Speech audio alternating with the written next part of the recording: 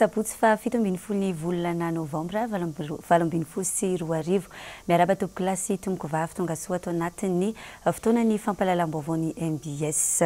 Eo amin'ny vaovao mandidina ny fifidianana avy hatrany no anomboantsika ny fotoana. Androany no namoaka ny vokatra feno ny teo anivon'ny voamera-pirenena mikarakara ny fifidianana na ny CENI. Tsy miova firy tamin'ny vokatra efa nivoaka farany tamin'ireo birao mpifidianana 2020 sy 704 alina ny vokatra nampahafantarina tetsy Nanisana io ariva io. Tsy nisy nahatratra ny antsasamanila ny Vatomanakery ireo kandida 7 faingo 7 isanjato ny any kandida larana fahatelo 12 5 faingo 7 isanjato ny any kandida 5 ary 4 faingo 4 isanjato ny any kandida larana fa 12.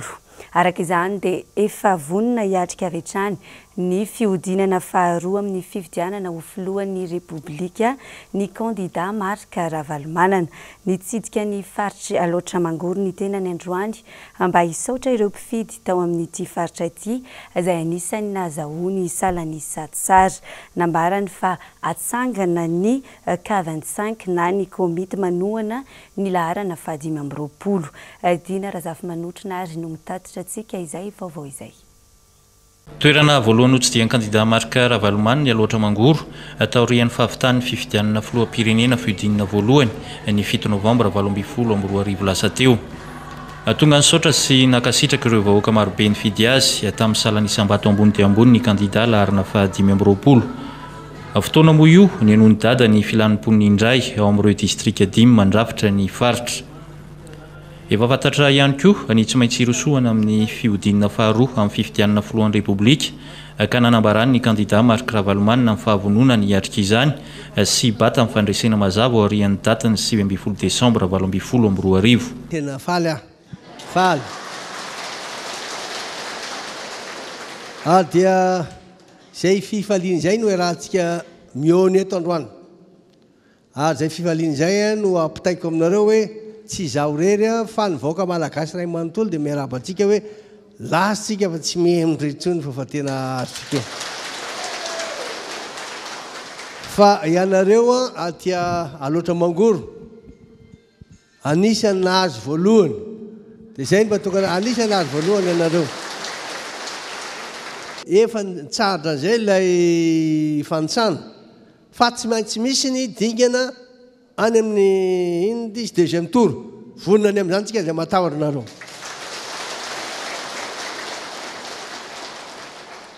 Dia zao aza lasa eritreretinareo na manahy na somary gagagaga hoe ary nahoana tsika no any amin'ny 530 na 35% na 34 tsy problème antsika izany satria betsaka loatra le alatra natao tao anatiny io. Tena ho aseho antsika azy mihitsy ohatra ninona marina tena nresantsika izy mazava tsara rehefa avy eo. Zay mahatonga hoe aza matahotra ninonareo fa betsaka tena betsaka misy dia misy mihitsy ny alatra zay tsy hita zay hanazavana azy aminareo fa nareo koa malala. Zay fomba rehetra azo natao dia nataony. Famezana vola nataony. Ka ny tiako resahana zany hoe niomana ary tsy isika rehetra hoe aho fa betsaka dia betsaka ireo olona anatevin-darana anampy antsika ary indrindrindrindra anohana antsika amin'ny fomba rehetra. Fanandritra ty fionana tamponina tao Alaotra Mangoro ty noho ny fampizaran'ny kandida Marc Ravalomanana ny paikady vaovao hiatrehana ny fifidianana filoham-pirenena fihodinana faharoa. Tena maro rahateo ireo ankolafo vonona Iara Isalahy anohana sy hampandany ny kandida ny Antoko Madagasikara ka anisan'ny fanatsarana tsy maintsy atao marika izay fisokafana amin'ny vondro famondrona kely samihafa izay ka dia ajoro manomboka izao ny K25 na ny komity manohana ny laharana fa 520. Novaina zany le hoe Tiko Madagasikara novaina hoe aho KMMR areo fikambanana samihafa novaina natao hoe K25 na K520. Zany hoe manomboka izao zany isy fiombonatsika menakavy mihitsy araka ny teniny tamin'ny toriteny telo izy hoe tena miady amin'ny maizina isika. Noho izany tsy maintsy zazavaina. Anao tsy maintsy tena mivondrona tsara ny hery. tsy maintsy ataontsika matanjaka tsara tsika miomana tsara dia le K25 dikany hoe komity 25 na komity 520 fanasodina le hoe komity natao ka fotsiny betsaka le olona natevin-darana atsika anampy atsika dia raha ohatra izy ireo mahita hoe sarotra be aminay niditra amin'ny team na sarotra be aminay niditra amin'ny anina eny tsy maninona fa K25 miasa miaraka tsika aloha tena ray anina ataotsika mety nareo dia nareo mpanao gazety ko izay tonga ao zay mahatonga hoe avy aloha izy hidina mpanao gazety anisany tena mitana laharana lehibe sy ny tana andraikitra lehibe ny mpanao gazety mba hampahafantarana ny olona an'izany adihevitra be zany fa zany nanao an'le hevitra hoe K25 tsara ny mampafantatra fa faritra anisany nazony laharana fa 520 kandida marika Ravalomanina Vatobetsaka indrindra atao aorian'ny faritra Bongolava ialoatra Mangoro ary zany dia efa voaray eto ampelantanana reto moa dia ho tany saina aminao manaraka eto ny vokatra izay navoaka ny Seny Androany Rasolofonjo aingo Andrianjakamalala aotra faingo 490 isanjato Rakoto Firinga Richard Razafy aotra faingo 350 isanjato Tabera Randria Manantsoa aotra faingo 490 isanjato Rasolofondraosolo Zafy Maleo Dama Maleo aotra faingo 330 isanjato Jules-Étienne Roland aotra faingo 220 isanjato Ratsietson Jean-Jacques Jedidia aotra faingo 130 isanjato Andriatseheno Lalao Arso Marcelin aotra faingo 750 isanjato Rabary Andrianiaina Paul aotra faingo 750 isanjato Rabe Arso Sara aotra faingo 770 isanjato Radavidson Andriamparany Benjamin aotra faingo 150 isanjato Rafalimanana Nirado ray faingo 420 isanjato Rajaonary Mampianina Rakoto Arimanana Hery Martial valo faingo 420 isanjato Rajoelina Andry Nirina 730 faingo 720 isanjato Bezaza Marie Eliana Pascaline Manasy aotra faingo 520 isanjato Andriany Welson José Michel aotra faingo 350 isanjato Narson Stéphane aotra faingo 120 isanjato Rajaonary Eric Francis aotra faingo 30 isanjato Ramarson Arlette aotra faingo 520 isanjato Berizik Jean Omer aotra faingo 130 isanjato Randria Mampionina Joseph Martin ray faingo 420 isanjato Ratsiraka Didier Ignace aotra faingo 570 isanjato Mafaly Solonandrasana Olivier Jocelyn aotra faingo 770 isanjato Radilfe Mam Richard aotra faingo 420 isanjato Ernaive Fanirsoa aotra faingo 430 isanjato Ravalomanana Marc 530 faingo 720 isanjato Imbe Serge Jovial aotra faingo 730 isanjato Ravelonarivo Jean aotra faingo 750 isanjato Randriamorasata Solo Norbert aotra faingo 10 isanjato Zavao Jean-Louis aotra faingo 20 isanjato Rasolonjatovo Faly Mampionina aotra faingo 420 isanjato Rakoto Mamonjy Jean-Max aotra faingo 320 isanjato Rabaruela Bruno aotra faingo 20 isanjato Ratsiraka Iarovana Roland aotra faingo 370 isanjato Mayol André Christian Dieudonné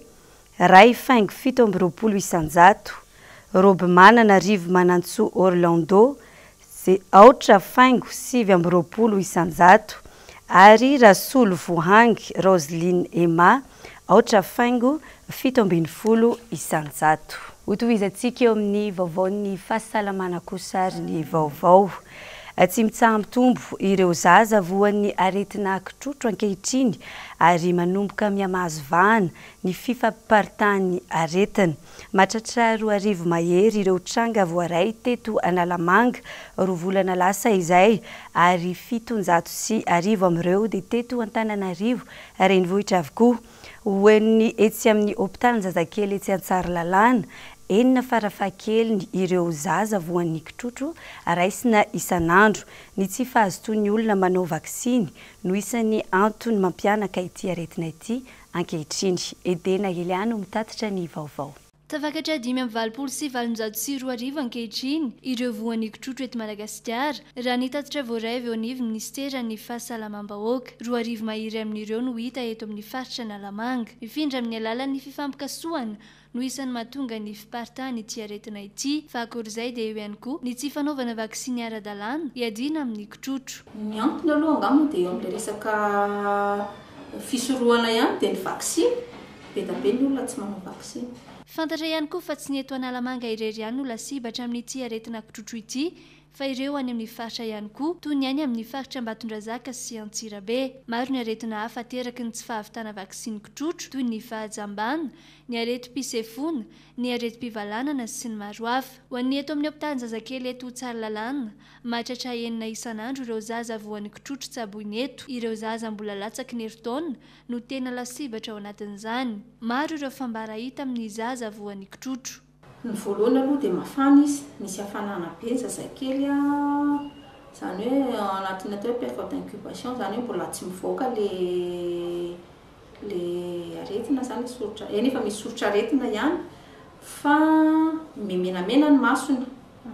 Misy mitsorika ny ranomaso misy ranondelo dia mamay be ny zazakely.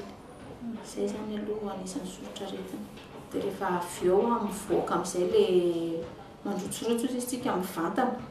Rehefa 7 andro aorianan'izay hoe mamay be izay izy. Taona vitsivitsy izay no tsikaritra fa maro ireo trangana aretina mamono mahafaty aingana niseho teto Madagasikara toy ny peste izay nahafatesana olona maro. Mbola tsy foana tsara koa nefa io valana aretina io dia efa mipoitra sahady indray ny aretina kitrotro ankehitriny. Sahiran-tsaina nakamaroan'ireo marary na ny ray aman-dreny no ny fiakaran'ny vidim-panafody sy ny fitsaboana rehetra. Etsy ankilany marefo ihany koa ny fitondram-panjakana amin'ny fitsinjovana ny fahasalamam-bahoaka. Io fahasalamana io anefa no isan'ny nataon'ny fitondram-panjakana lahara-pameana nanomboka ny taona 2000 hatramin'ny taona 2020. Tsy mitsampitotongana kosa ny tsy fanajana ny zon'ny ankizy eto Madagasikara atao anatin'ny 7 taona izay noho ny krizy politika nisy teto amin'ny firenena. Tafiditra ao anatin'izany ny fanabeazana any an-tsekoly. Maro amin'ny zaza malagasy no tsy miditra an-tsekoly noho ny tsy fahampiany hoenti-manana eo amin'ny ray aman-dreny. Ireo zaza amin'irenireny no tena lasibatra amin'ny tsy fanajana ny zon'izy ireo. Hisy araka izany ny hetsika entina nairana ny tsiraray mba hitandrona mandrakariva izay zon'ny ankizy izay. Mathieu Princy sy Edena Elia.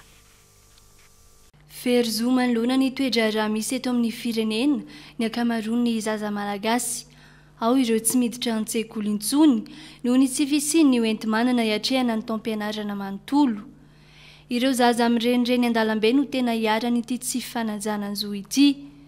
Raha ho an'ny eto Antananarivo manokana, mahatratra 2 arivo ireo zaza amin'irenireny ary vao hitsakitsaka ny zon'izy ireo noho ny tsy fisiany ny fandraisana ny tanana azy ireny. Ankoatra ny resaka fianarana dia mbola raiky tapisaka ao malagasy ihany koa ny fikasihan-tanana na dia voararary ny zon'ny ankizy azy izany.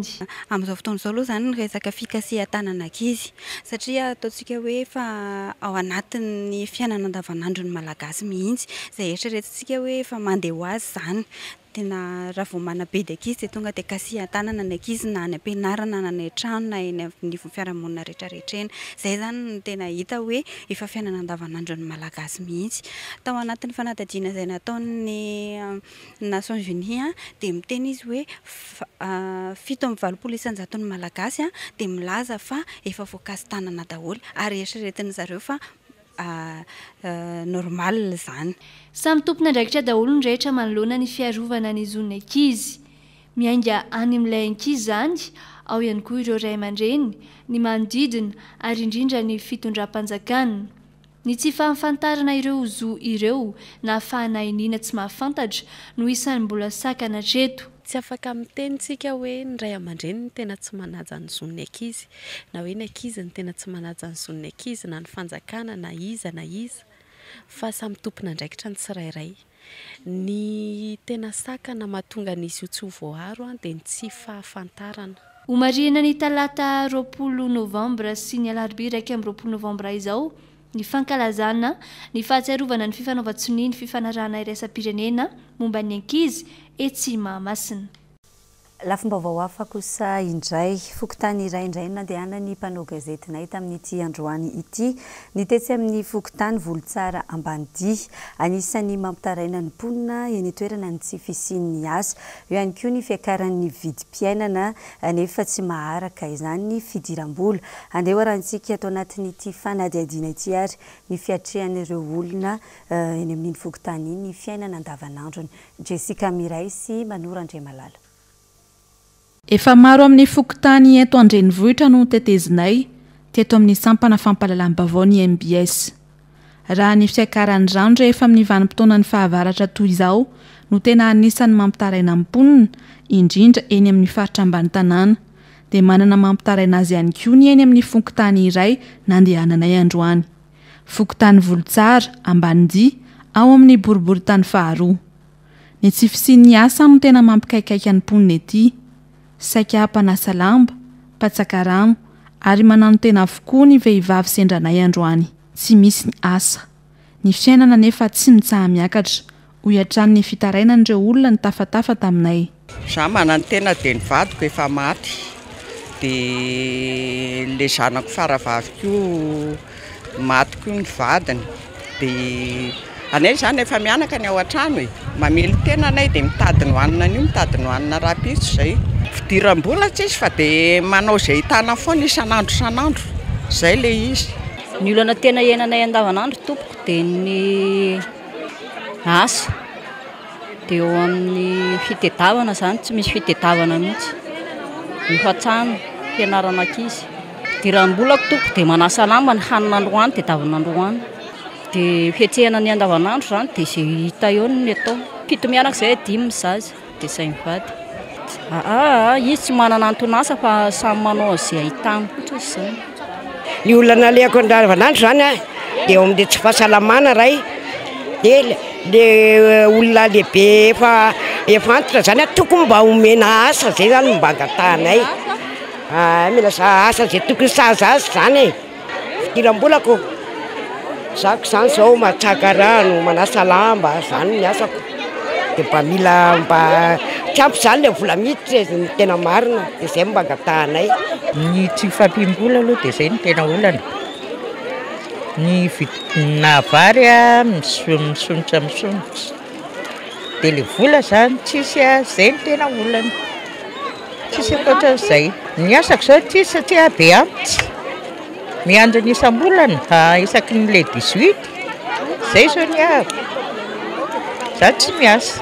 Tsy fisian'ny vola sady ny fiainana amin'izao mahay mafy moa ny tena ny taizakely tsy manana atao dia mba maniry izany mba mangataka lehibe mba. Sady tena mangidy ny fiainana amin'izao tena mangidy. Ny anay zao raha izay mpianatsainy zanakay mbola tsy mianatra mihitsy ny amin'izao nefa ny fidiram-pianatra amin'ny latsinainy ny vola eo am-pelantanana tsisy. Ny anazy zao fidiram-bolako manasa lamba nefa ny azo mbola tsy afaka manasa lamba mbola kely ny zanako. Tamin'ity androany ity hatrany dia nisy fikambanana iray Zagasy no nitondra fanampiana vary sy vokatra fampiasa andavanandro tao amin'ny boriboritany faharoa iny.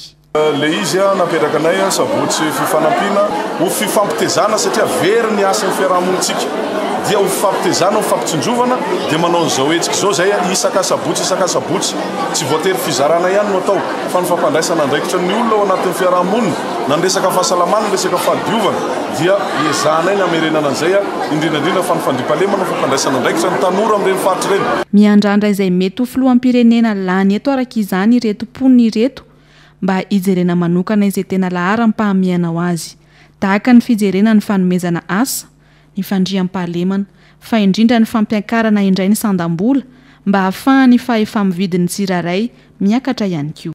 Fa efa mirenty mameno ny tsena Nanosy-be amin'izao ny karazana voankazo toy izany ny litchi na dia mbola vitsy ihany aza satria amin'ny alatsinainy fa 7 ny volana novambra izao vao hisokatra amin'ny fomba ofisialy ny fitaom-piotazana litchi amin'ity taona 20 sy 20 ity eto Madagasikara. Tsy dia tsara ny vokatra tamin'ity taona ity ary nahitana fiakarany kely ihany koa ny vidiny raha mitany tamin'ny taondasa. Rahantsika ny fanadihadiana entiny Jessica Miray sy Manorandre Malala. Volana novambra fotoana anisan'ny fiakaran'ny voankazo. Manamarika izany ny firentin'ny voankazo amidy ety amin'ny tsena Nanosy-be: pastèque, voatango, papay, manga ary litchi. Efa manomboka misy eny an-tsena tokoa mantsy amin'izao ny litchi na dia mbola vitsy ihany aza. Amin'ny alatsinainy fa 7 ny volana novambra izao no voatondro fisokafana amin'ny fomba ofisialy ny fitaom-piotazana taona 2024 ny litchi. Somary ratsy ny vokatra, izany hoe somary maitso tamin'ny ity taona ity hatreto mitahany tamin'ny taondasa. Ny tsy fampiny orana no voalaza fa antony izany raha ny fanazavana azonay. Mbola lafo ny vidiny amin'izao. 5,4 ariary no angalany ireto mpamongady ireto ny garaba iray any Brickaville amin'izao ary mivarotra izany 4 ariary ety amin'ny tsena Nanosy-be. 3 ariary kosa izany ny iray kilao. Tafidina hatrany amin'ny 1 ariary ihany ny garaba ny litchi rehefa amin'ny fotoana fahavokarany iny. Azo lazaina ao mbola tsara ny tsena litchi amin'izao. Efa nahalafo 50 garaba ireto mpamongady ireto nanomboka ny varotany litchi omaly. Tsy dia tsara, madinidinika ny litchi izany fa tsy dia tsara. Mety le avy amin'ny orana, ny orana tsy dia misy firy. Na marotanay 4 alina fa nakanay azy zao 5,4 ny potony. Frais mbola tsy ao anatiny. Ny amin'ny kilao 15,000 dia 10,000 mandefa izay. Eo. Eny efa mandeha izy aloha, efa mandeha. Teso hoe 10 garaba reo sisany. 18 reo sisany. Brickaville, Thomasina ary Manakara no tena fanafaran'ny mpamongady litchi eto amin'ny tsena Nanosy-be. Izy fiainany kosa araka izany ny vidiny litchi manomboka amin'ny herinandro io noho ny fisokafan'ny fitaom-piotazana. Dia izay ihany koa no entina manakatona ny fotoanan'ny fampahalalam-baovao amin'izao alina izao. Isaorana ianao tany tokantrano nanaraka izany hatramin'ny farany dia manome fotoanantsika rehetra amin'ny alatsinainy toy izao indray. Veloma tompoko.